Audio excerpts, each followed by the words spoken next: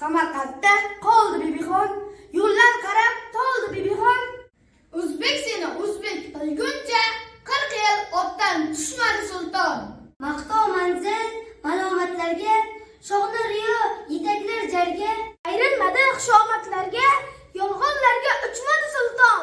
Barcha imom qilsa qilmayin, 30 o'lka jilovda tayin. Bir qildim ham manmanlik mayin, tatimadi ichmadi sulton.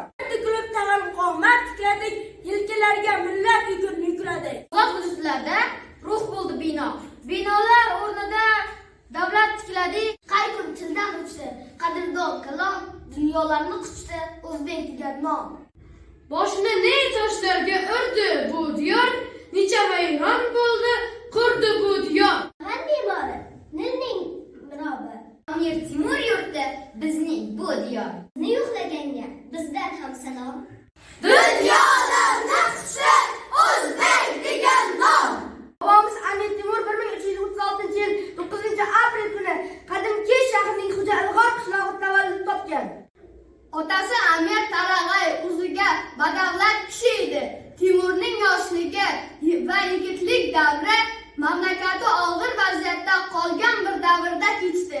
Amir Temur bobomiz barcha janglarda g'olib bo'lgan. Bobomizning tarix oldidagi xizmatlari beqiyos. Bu kishi mamlakatda kuchayib ketgan tarqoqlikka barham berib, elu yurtni o'z sug'i ostida birlashtirgan, birlashgan yirik davlatga asos solgan.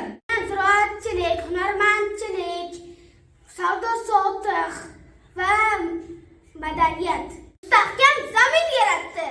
Bugun Timur va Timuriylar davlati, Timuriylar madaniyati, Ulug'bek va Samarqand astronomiya maktabi, Bobur va Boburiylar saltanati kabi qutlug' so'zlarni nafaqat o'zbekning, balki butun dunyo xalqlarining tarix sahifalarini uchratar ekanmiz. Shuni unutmaslik kerakki, ular zamirida Amir Temurning ulkan xizmatlari bor.